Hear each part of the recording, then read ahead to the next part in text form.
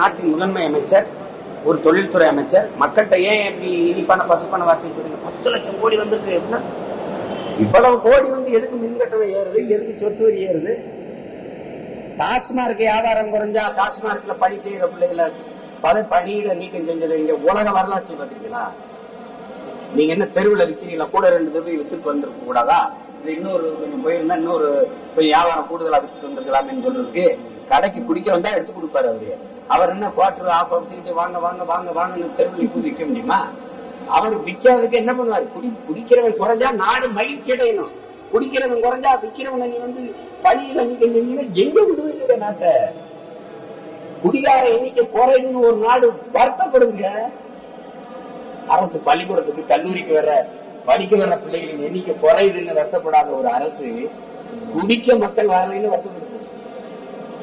எங்க என்ன செய்யலாம்னு சொல்லுங்க.